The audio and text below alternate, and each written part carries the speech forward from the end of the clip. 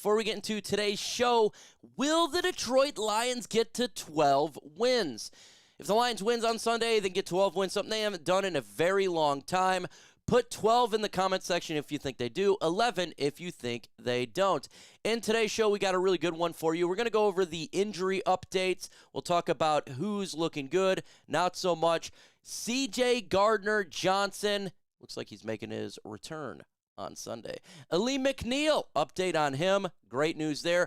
Power rankings. Where are the Detroit Lions after the Lions took an L? Where do the legacy media have them? And Controlled Fury, Dan Campbell speaks. You got to love it.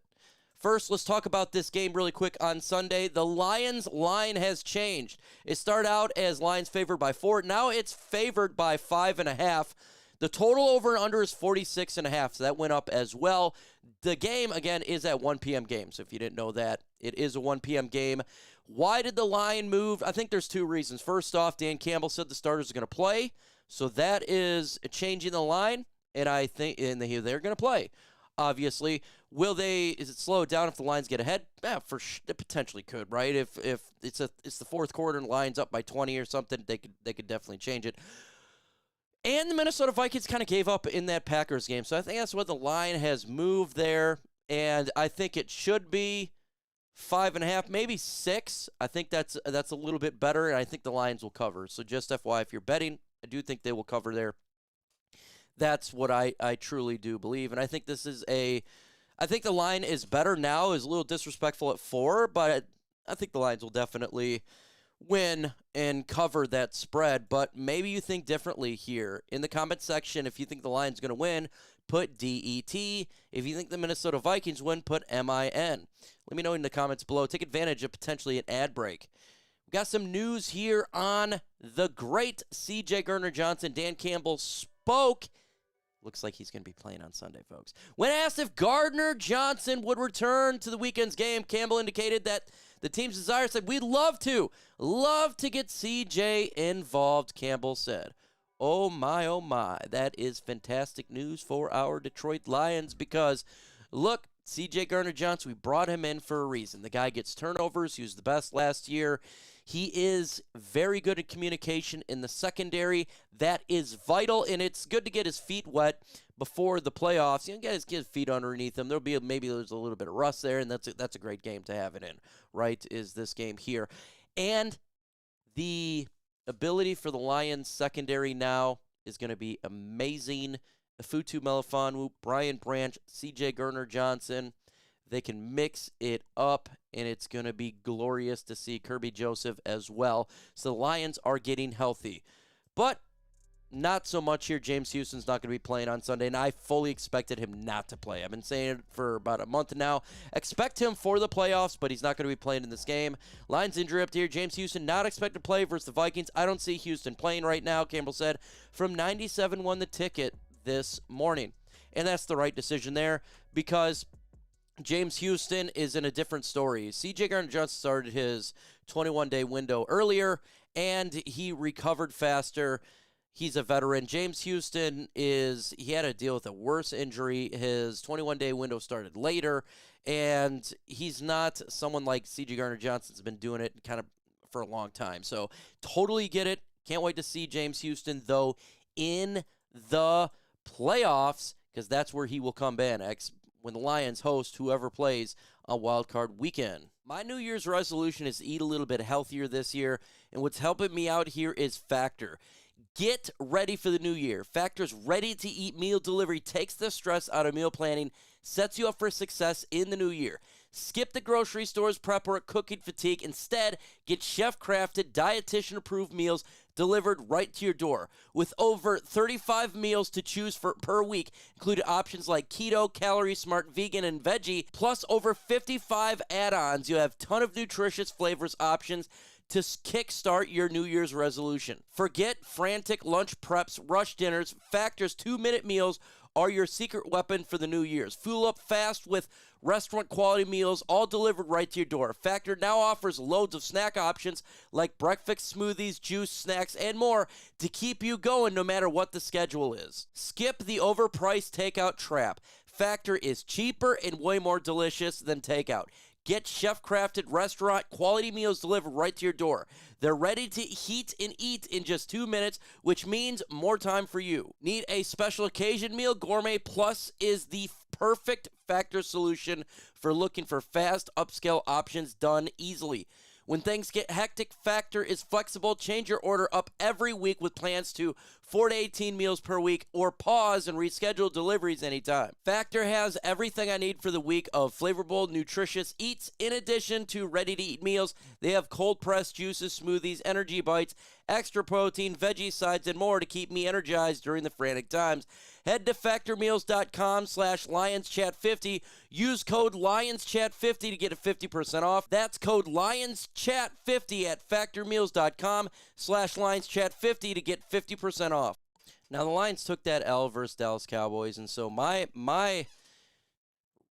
after, it kind of relax a little bit, is how would the media react in the power rankings? Would they say, Lions are not as good as the Dallas Cowboys or the Philadelphia Eagles? That was a big question on here, because I think the Lions are better right now than the Dallas Cowboys and the Philadelphia Eagles. So before we get into these power rankings, I'm going to ask you a question. I want to see if you guys get right.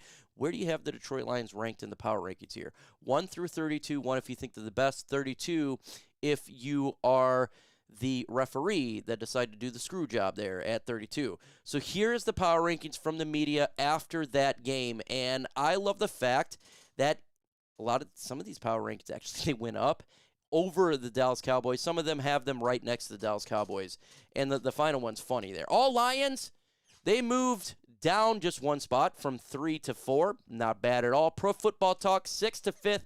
Move them up. ESPN, the same. The Athletic, 5th to 4th. Move them up. Sporting News from 4th to 5th. Pro Football Network moved them up 2 spots. 7th to 5th from Yahoo. And USA Today had me laughing, going from 5 to 5B, making 5A the Dallas Cowboys, because what they said on there was, did the Lions really lose? Did they really lose? I thought that was really funny.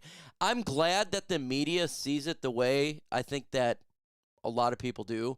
The Lions, yeah, they lost the game. Officially lost the game, right? But at the end of the day, the Lions, I think, were the better team. And the Lions should have won that game. And if you're to play the Dallas Cowboys on an even playing field, the Lions, I would take the Lions 7 out of 10 times after watching that performance, especially them getting healthy. So it's really good to see them. And look, some of these guys have the Cowboys just one spot ahead of the Lions. I get it. But at least it didn't drop them, and they're not too negative on the Lions. You shouldn't be. I feel like the Lions defense did a phenomenal job in the game on Saturday, and it just shows the improvements that they're having. Love what I saw from this football team. Very proud of it, and it's good to see that the media sees what we see. Dan Campbell keeps getting asked about the game, and I think for me personally, this is probably the last video I'll talk about it unless somebody asks me to live stream. But he's the same way. He's ready to move on here, and what he says was perfect. He says, I'm good. I woke up yesterday. I'm ready, man. Dan Campbell said, I've got controlled fury, and I'm ready to go. I'm absolutely ready to go. I don't go the other way. The team won't either. We're on a mission. We're not going to feel sorry for ourselves and wallow in everything. We had plays to make, and we didn't make them. It's a tight game, a good opponent, a playoff-type atmosphere, and you've got to make one extra play that we didn't. So we'll use this as fuel. I've got pure octane right now. I woke up. I'm ready, so we are moving forward. I love how Dan Campbell took this here. I love Dan Campbell's approach, how, first off, the words he uses, golly, man, this guy is literally a walking, talking, quoting machine. He is a man's man with having controlled fury and high octane. This is just awesome. But I like the fact that he says we're moving on, and I do believe it. And I think that the players are very pissed. I think that Dan Campbell's pissed. And I got to say this. If you're the Vikings fans and you're hoping that they can squeak out a win, I kind of feel bad. I think the Lions are going to take out their anger on the Minnesota Vikings. And I got no hate for the Vikings.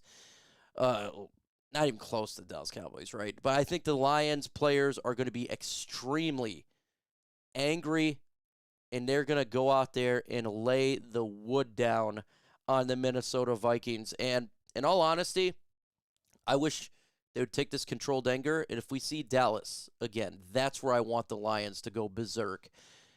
And I really do want to face the Dallas Cowboys in the playoffs.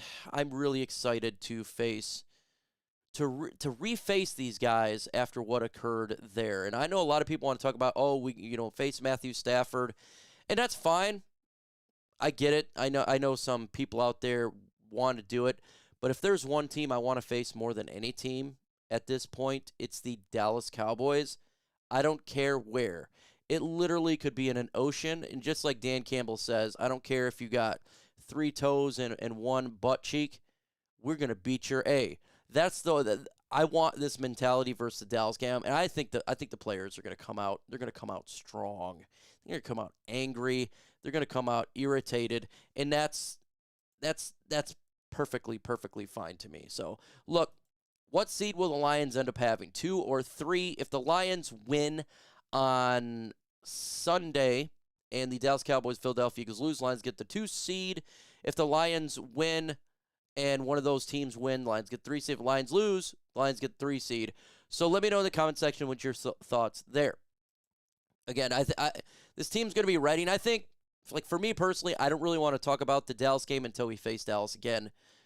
Then I want to talk about it. Or in the offseason, I'm ready to move on to the Vikings. I am ready to refocus to the team that we face in the playoffs, whether it be the Rams, Seattle Seahawks, or Green Bay Packers. That's where my focus is going now, is getting that controlled fury towards them, because we got to refocus, right? It happened, but this team's got we're in the playoffs, so we gotta host this playoff game. Got to get this other monkey off our back by winning a playoff game, and then going to Dallas. I really want to go to that. I don't want to face Philadelphia first. I don't want to face any other team but Dallas Cowboys after the wild card game. That's because of what took place. I want redemption. So that's my personal opinion here. We're going to be dropping videos every single day, so make sure you hit that notification bell. We'll be live on Thursday, live for the game on Sunday. With that said, folks, adios.